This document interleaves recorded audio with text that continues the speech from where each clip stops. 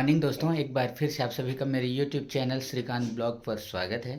और अगर आपको मेरा वीडियो या काम अच्छा लगता है तो मेरे चैनल को सब्सक्राइब ज़रूर कीजिए, सपोर्ट कीजिए।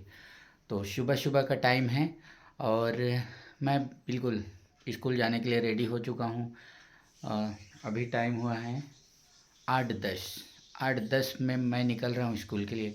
और जल्दी इसलिए क्योंकि आज मुझे जाना है हरदी माड़ा, वहाँ दादा दादियों से मिलने। मैंने वहाँ 22 दादा दादी सेलेक्ट किए हैं और मैं उनके लिए इस बार शॉल लेके जा रहा हूँ। हर बार कंबल होता है पर मुझे एक भाई से खूब सारे शॉल मिले हैं तो मैं उन्हें दूंगा।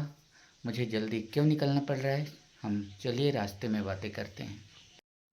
तो चलिए चलते हैं हम। मेरी बसंती आगे रेडी है, बिल्कुल रेडी मोड में। और ये बसंती ऐसी है ना कि बिल्कुल थकती नहीं, ये देखिए।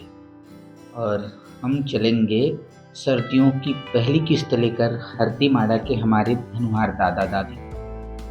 8:10 में मैं अपना घर छोड़ चुका हूँ और इतनी जल्दी इसलिए क्योंकि मुझे मालूम है जैसे ही दिन थोड़ा आगे बढ़ेगा, जो दादा दादियाँ हैं ना कहीं जंगल या कुछ काम से बाहर निकल जाएंगी, तो मैं एकदम से जल्दी रेडी हुआ आज और उनके लिए शॉल लेकर निकल गया हूँ। मैंने ना कुछ दिन पहले ही एक छोटा सा सर्वे कर लिया था जहाँ मुझे 22 लोग मिले थे, पर मैं अभी लेके जा रहा हूँ 20 शॉल, क्योंकि मेरे बहुत सारे शॉल ना स्कूल पहुँच चुके हैं। हरदी माड़ा जो है स्कूल से मुझे पहले ही मिलेगा, तो इसलिए अगर 22 लोग मिले तब तो हर एक को दे पाना संभव नहीं है। अगर कुछ छूट जाते हैं तो उन्हें हम बाद में भी दे सकते हैं, लेकिन 20 लोगों के लिए तो साल है मेरे पास। और अगर कुछ लोग छूट जाते हैं ना तो उनको हम स्कूल से लौटते समय दे सकते हैं। तो ऐसा है, पूरी प्लानिंग है कि सबको एक एक साल मिल जाए। लो भाई, 8:28 का टाइम हुआ है और मैं ना रूमगरा हेलीपैड पहुंच चुका हूं। तो यहाँ से अब जो हरदी माड़ा की दूरी है ना बहुत ही कम है। पीछे ट्रैफिक था तो मुझे ज़्यादा समय लग रहा था। मुझे लगता है 9 से पहले तो मैं ना हरदी माड़ा पहुँच ही जाऊँगा। और कोशिश यही है कि जितनी जल्दी पहुँच जाऊँ और जितने ज़्यादा लोग मिलें उतना ही अच्छा होगा, क्योंकि एक समय में ज़्यादा लोग मिलते हैं ना तो काफ़ी अच्छा लगता है, एक पॉजिटिव एनर्जी आती है। कल से ना ठंड जो है एकदम से बढ़ा है, मैं बता रहा हूँ। मेरे साथ हमेशा यह होता है कि मैं पहले घर जाता हूँ और घर में फ्रेश होने के बाद मार्केट। पर कल इतनी ठंड थी ना, मेरे में हिम्मत नहीं हुई तो मैं स्कूल साइड से ही मार्केट चला गया और फिर सब्जियां लेकर घर गया। तो इससे आप समझ सकते हैं कि एक ही दिन में ठंडी बहुत ज़्यादा बढ़ गई है। और इस कारण से ना जो दादा दादी हैं उन तक कंबल पहुंचाना या गर्म कपड़े पहुंचाना बेहद ज़रूरी है, क्योंकि ना उनकी आंखें भी धुंधली पड़ चुकी है, कमर भी झुक चुका है, तो ऐसे में तो काम ही नहीं कर पाते। अब मेरे टारगेट में ना ऐसे ही दादा दादियाँ होती हैं जिनकी आंखें धुंधली पड़ चुकी हैं, कमर झुक चुकी है या जो काम नहीं कर पाते। तो मैं चाहता हूँ कि ऐसे लोगों की ज़्यादा से ज़्यादा मदद की जाए। और पहले तो ऐसा होता था कि हम एक परिवार में एक ऐसा करके रखते थे, पर अब मुझे लगता है कि नहीं, सबको मदद की ज़रूरत नहीं है। जो लोग अच्छे हैं वो कमा सकते हैं, खरीद सकते हैं, पर ऐसे लोग जो बहुत ज़्यादा उम्र के हो चुके हैं, ऐसे लोगों की मदद करनी बेहद ज़रूरी है। और मेरी कोशिश ऐसी है कि हर व्यक्ति तक मैं पहुंचूं और ऐसे हर एक ज़रूरतमंद की मैं मदद करूं।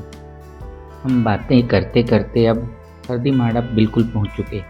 बमुश्किल 1 मिनट का समय हमें और लगने वाला है और यह मोड़ जैसे ही हम क्रॉस करेंगे हमें हरदी माड़ा की छोटी छोटी झोपड़ियाँ ना दिखने लगती हैं। तो बस कुछ सेकंड का इंतज़ार और हम होंगे हरदी माड़ा में अपने प्यारे प्यारे भोले भाले दादा दादियों के बीच।